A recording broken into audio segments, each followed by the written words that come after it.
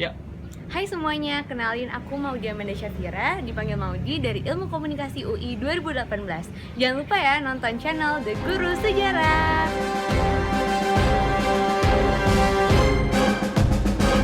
Assalamualaikum warahmatullahi wabarakatuh. Ketemu lagi di channel The Guru Sejarah. Hari ini kita akan bahas materi kelas 3 SMA, judulnya Demokrasi Terpimpin. Kapan sih demokrasi terpimpin itu? Demokrasi terpimpin dimulai tahun 59, berakhir tahun 65. Nah, yang akan kita bahas pertama adalah latar belakangnya, bagaimana munculnya demokrasi terpimpin itu, kemudian ciri-ciri demokrasi terpimpin, kemudian setelah itu kita akan bahas tentang kebijakan-kebijakan di masa demokrasi terpimpin itu ada apa saja. Yang D, kita akan bahas tentang peristiwa-peristiwa penting di masa demokrasi terpimpin. Yang E, kita akan bahas tentang penyimpangan demokrasi terpimpin. Dan yang F, terakhir tuh, kita akan bahas tentang bagaimana berakhirnya masa demokrasi terpimpin. Oke, kita mulai ya. Pertama, latar belakang. Nah, latar belakangnya itu bagaimana? Itu gara-garanya sampai awal tahun 1957, Dewan Konstituante hasil pemilu 55 itu belum berhasil membuat UUD baru. Tugasnya gagal dia laksanakan. Dan itu membuat akhirnya Soekarno mengeluarkan konsepsi presiden tanggal 21 Februari 57. Pertama adalah sistem demokrasi parlementer harus diganti dengan demokrasi terpimpin, perlu dibentuk kabinet kaki 4. PNI, Masumi, NU, PKI semuanya gabung, jangan pisah-pisah. Dan yang terakhir, harus dibentuk Dewan Nasional, terdiri dari golongan fungsional di dalam masyarakat. Nah, ternyata niatan itu gagal dilaksanakan gara-gara keadaan semakin memburuk. Dewan Konstituante reses. Hal itu membuat Suwiryo, Ketua Umum PNI, mengusulkan kepada Soekarno untuk mengeluarkan dekret. Akhirnya Soekarno benar-benar mengeluarkan dekret presiden tanggal 5 Juli 1959. Dan ini pun sebagai penanda dimulainya demokrasi terpimpin. Apa saja tuh isi dekretnya? Isi dekretnya cuma ada 3. Kalian gampang lah pasti ngapalnya. Apa saja tuh 3 itu? Yang pertama adalah dibubarkan konstituante. Yang kedua, tidak berlakunya UUD 1950, berlaku kembali UUD 45, dan pembentukan MPRS dan DPAS. Oke, kita lanjut. Setelah tadi bahas latar belakang, sekarang kita bahas ciri-ciri demokrasi terpimpin. Ada apa saja sih ciri-ciri demokrasi terpimpin? Ciri-ciri demokrasi terpimpin saya bagi menjadi 4 saja di sini. Yang pertama, demokrasi terpimpin ditafsirkan dari sila keempat Pancasila. Kata dipimpin ditafsirkan bahwa demokrasi harus dipimpin oleh presiden. Kalian bosan gak sih dengar saya kalau narasinya seperti itu terus? Kalau bosan saya mau kayak si kohol-kohol itu, siapa namanya? Apa kohol gitu ya? Saya coba. Yang kedua, kekuasaan Soekarno menjadi sangat besar. Karena kenapa? Karena Soekarno pada saat itu dia semuanya mendukung Soekarno. Bahkan PKI pun mendukung Soekarno. Jadinya kekuasaan Soekarno jadi sangat besar. Dia jadi sedikit otoriter. Tidak enak ternyata ya ngomong seperti itu. Kita jadi biasa lagi. Nah, yang ketiga, Indonesia condong ke blok timur jadinya. Gara-gara tadi saya bilang Indonesianya dekat ke PKI. Kemudian, semua lembaga negara harus berintikan ajaran Nasakom, nasionalis, agamis, komunis. Ini dari apa? Ini dari konsepsi Presiden Soekarno itu. Yang ada kan kabinet 4 kaki itu kan. Nah, di kabinet kaki 4 itu, nasionalis itu mewakili PNI, agamis itu mewakili NU dan Masyumi, dan komunis itu mewakili PKI. Jadi Soekarno tuh melihat bahwa kenapa pada saat demokrasi terpimpin itu konstituante gagal terus ya gara-gara orang-orang partai-partai ini malah berantem. Ya udah gabungin aja semuanya, namanya Nasakom, biar nggak berantem, biar kita maju ke depan. Itu niatan Soekarno. Kemudian setelah ciri-ciri demokrasi terpimpin, kita bahas kebijakan masa demokrasi terpimpin. Kebijakan masa demokrasi terpimpin kita bagi menjadi 2, ada yang dalam negeri, ada juga yang di luar negeri. Nah, yang dalam negeri ada apa saja? Kebijakan dalam negeri pertama adalah tanggal 9 Juli 59 dibubarkanlah kabinet Juanda dan dibentuklah kabinet kerja dengan Soekarno sebagai perdana menterinya, Soekarno sebagai presiden, Soekarno juga sebagai perdana menteri. September 59, pidato Soekarno tanggal 17 Agustus 59 yang judulnya Penemuan Kembali Revolusi Kita ditetapkan sebagai GBHN oleh DPA. GBHN tersebut kemudian diberi nama Manipol Usdek. Usdek itu artinya apa? UUD 45, Sosialisme Indonesia, Demokrasi Terpimpin, Ekonomi Terpimpin, dan Kepribadian Indonesia. Nah, 24 Juni 1960, DPR hasil pemilu juga dibubarkan sama Soekarno. Dibentuklah DPR GR. Dan anggota-anggota DPR GR itu, DPR gotong royong, semuanya ditunjuk oleh Bapak Presiden Soekarno. Kemudian yang keempat, Agustus dan September 60, Soekarno membubarkan Partai Sosialis Indonesia atau PSI dan Partai Masyumi karena dianggap telah terlibat pemberontakan PRRI Premesta dan orang-orang mereka itu tidak sepakat dengan konsep demokrasi terpimpin. Ini dia Partai Sosialis Indonesia dan Partai Masyumi ya, bukan PSI yang ada gambar mawarnya itu, bukan ya, beda itu. Kemudian pembubaran Liga Demokrasi, badan penentang pembentukan DPR GR, si Liga Demokrasi ini pernah ditanyakan di soal UTBK juga, apa itu Liga Demokrasi. Jadi Liga Demokrasi itu adalah badan penentang pembentukan DPR GR atau DPR gotong royong. Yang keenam, pada tahun 1962 Bapak Soekarno menyatukan organisasi angkatan perang Kepolisian Negara Republik Indonesia, namanya jadi ABRI. Angkatan Kepolisian, Angkatan Darat, Angkatan Laut, Angkatan Udara. Empat-empatnya digabungin semuanya jadi ABRI gitu. Kemudian yang ketujuh, penyelenggaraan politik mercusuar. Politik mercusuar itu apa? Itu ingin membangun bangunan-bangunan megah biar Indonesia tuh terlihat gitu.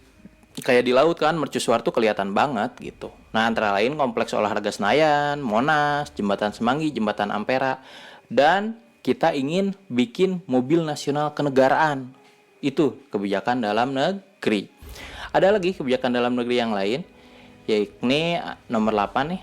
Nomor 8, pelaksanaan kebijakan ekonomi. Antara lain adalah pembentukan Depernas, Dewan Perencanaan Nasional, melakukan devaluasi mata uang rupiah, mengeluarkan peraturan di bidang ekspor impor, peraturan 26 Mei namanya. Jadi kita tuh pengen jangan terlalu banyak beli barang dari luar negeri gitu.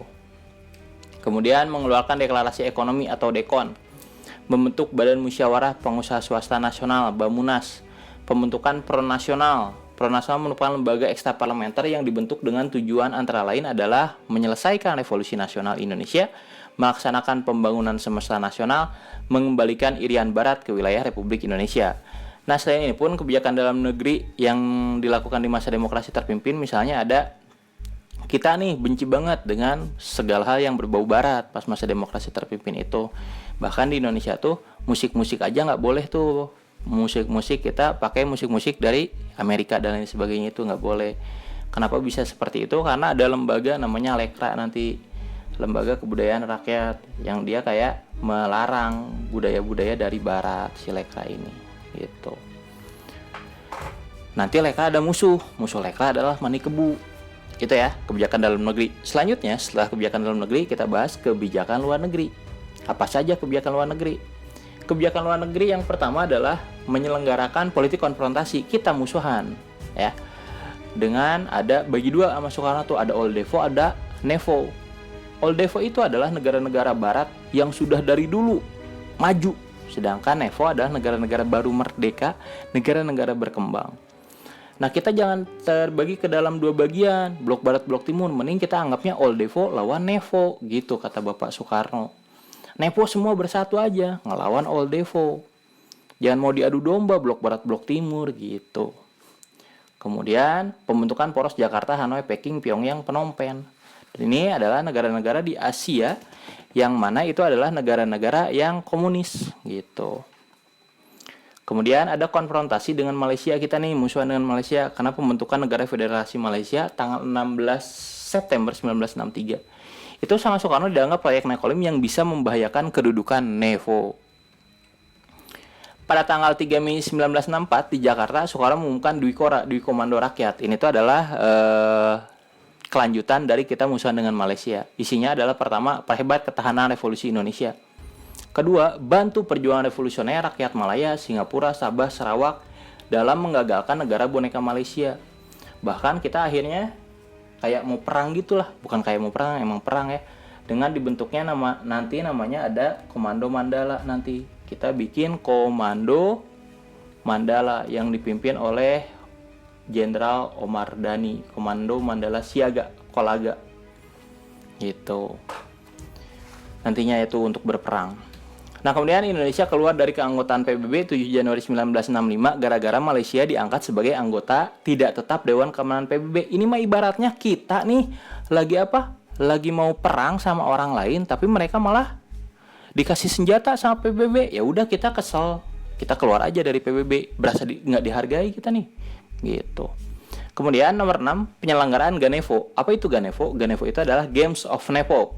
itu kita bikin pesta olahraga untuk menandingi Olimpiade. Karena sebelumnya tahun 1962 kita sudah berhasil melakukan Asian Games tahun 1962. Terus kemudian di Asian Games itu kita menolak kedatangan orang-orang Israel dan orang-orang Taiwan.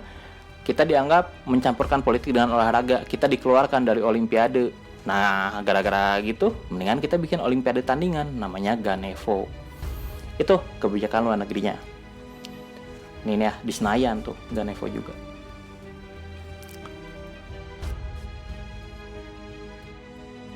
Oke, setelah tadi kebijakan masa demokrasi terpimpin, kita bahas sekarang adalah peristiwa-peristiwa penting di masa demokrasi terpimpin. Apa saja peristiwa penting di masa demokrasi terpimpin? Yang pertama adalah perjuangan pembebasan Irian Barat. Kita mencoba untuk mengambil lagi Irian Barat yang nggak dibalik-balikin sama Belanda. Akhirnya kita kan melakukan beberapa tahapan ya untuk melakukan perjuangan pembebasan Irian Barat itu. Ada fase-fasenya. Fase yang pertama kita melakukan infiltrasi. Setelah infiltrasi kita eksploitasi. Setelah eksploitasi kita konsolidasi. Perjuangan pembebasan Irian Barat ini dilakukan dengan Operasi Mandala yang dipimpin oleh Bapak Presiden Soeharto ya. Belum presiden pada saat itu, masih jenderal. Kemudian yang kedua, terjadilah gerakan 30 September 1965. Ini udah pernah dibahas juga, ada ya di bab disintegrasi bangsa, gerakan 30 September 1965. Kemudian yang ketiga ada Tritura. Jadi setelah 30 September kan yang disalahkan PKI ya. Kemudian masyarakat turun ke jalan menuntut untuk dilaksanakannya Tritura. Masyarakat, mahasiswa kumpul semua, mereka namanya adalah Front Pancasila. 12 Januari 1966, Front Pancasila mendatangi DPR GR dan mengajukan Tritura. Apa itu Tritura? Tri tuntutan rakyat. Isinya apa saja? Yang pertama adalah bubarkan PKI, yang kedua bersihkan kabinet Dikora dari unsur PKI, yang ketiga turunkan harga. Ini demo besar-besaran. Karena PKI dianggap bersalah membunuhin jenderal-jenderal. Lalu kemudian setelah peristiwa penting, kita bahas yang selanjutnya yakni penyimpangan-penyimpangan di masa demokrasi terpimpin.